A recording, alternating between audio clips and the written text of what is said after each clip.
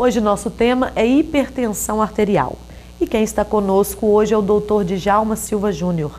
Dr. Djalma, agora para essas pessoas que já perceberam e já sentiram a importância de se cuidarem, principalmente essa doença, existe um tratamento que seja para todos ou cada pessoa tem um tratamento? O tratamento de hipertensão arterial ele é individual. O mesmo tratamento que serve para sua vizinha pode não servir para você, para o seu colega não serve para você.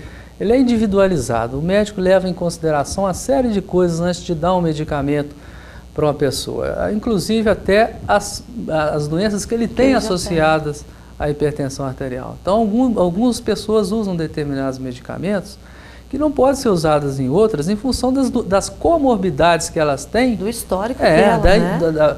Da associação da hipertensão com outras doenças. Alguns medicamentos são mais indicados para um determinado paciente que tem uma doença associada à hipertensão e outras coisas também com relação à idade, com relação o idoso, ele tem tem um medicamento que é melhor para o idoso, tem um medicamento que é melhor para aquele paciente que tem uma hipertensão muito resistente, aquela pressão de difícil controle, você tem um medicamento específico para isso. Então é individual. Tem gente que consegue controlar a pressão com um medicamentozinho só. Toma uma vez por dia e resolve. Outros já vão precisar de uma associação de vários medicamentos. Há casos de precisar até de 6 medicamentos diferentes. Certo, doutor, tem até uma curiosidade que às vezes é até um tabu. E muitas pessoas podem deixar até de tomar o remédio por causa disso. Os remédios trazem impotência sexual? As bulas dos medicamentos antihipertensivos, na maioria deles, elas citam a impotência sexual, a disfunção erétil, nas suas bulas.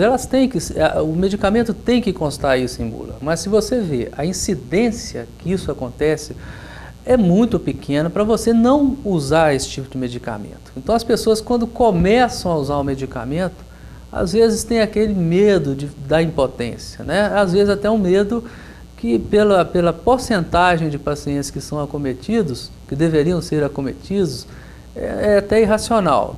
E a gente tem que levar em consideração até que a impotência gerada pela hipertensão arterial ela é uma impotência irreversível. Já aquela provocada pelo medicamento, ela é transitória. O médico tem a capacidade de modificar, trocar o medicamento e achar aquele que é mais tolerado pelo paciente. A impotência é só um dos efeitos que os antihipertensivos provocam. Tem outros efeitos colaterais que o médico tem capacidade de identificar e, em tempo, trocar o medicamento. Pois é, então aqueles homens que não querem se tratar com a hipertensão é mais um motivo para prestar bem atenção, porque o que pode trazer, então, um problema é a hipertensão, né, doutor? A hipertensão, sim, ela causa impotência e ela gera uma impotência irreversível, se não tratar a hipertensão arterial.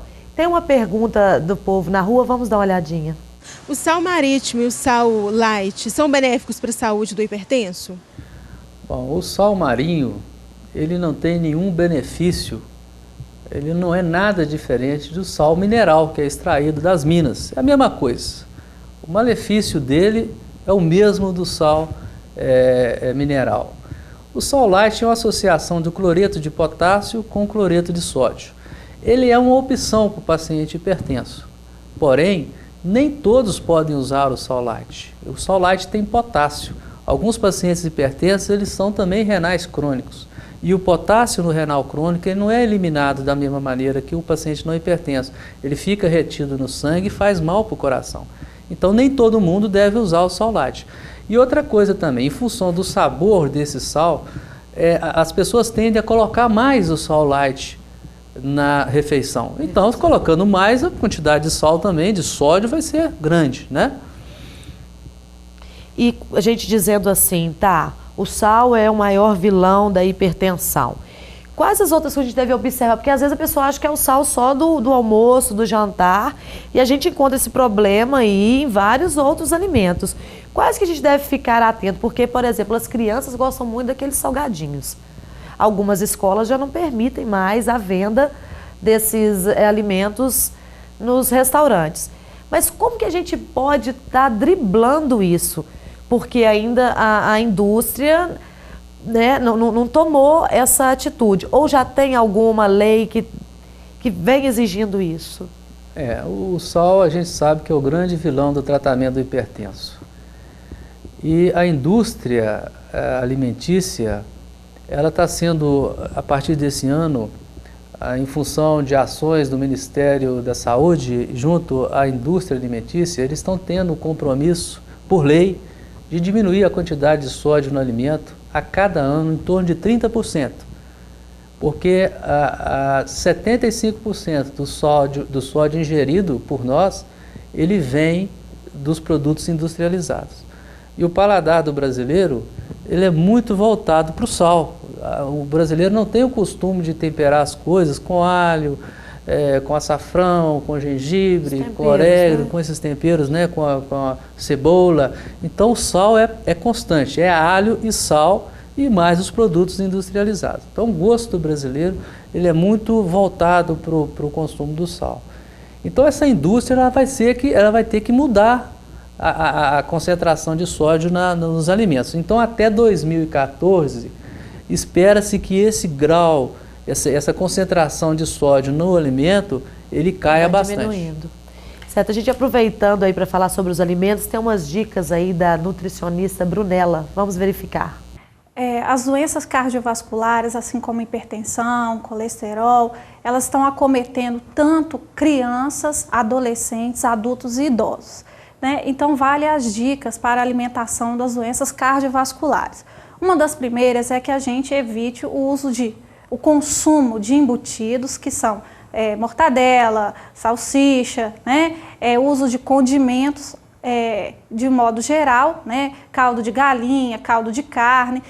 O ideal é que a gente prepare alimentos caseiros. Quais são eles? Que a gente dá uma dica que são também considerados alimentos funcionais. A cebola, a cebolinha, a salsinha.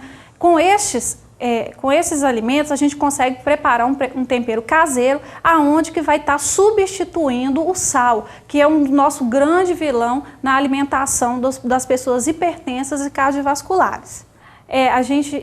Vale a dica também que aumente o consumo de frutas, verduras, pela biodisponibilidade de vitaminas, principalmente a vitamina A, a vitamina C, que vão ajudar no processo aí de controle desse colesterol e dos níveis pressóricos. Então, aí estão as dicas da nutricionista Brunella, quero agradecê-la. Um assunto hoje muito importante, que acomete grande porcentagem da população mundial e brasileira. E assim, os casos de morte por essa doença também são muito grandes. E você que está aí e tem a hipertensão, e eu tomo remédio só no dia que melhor, que eu estou sentindo mal.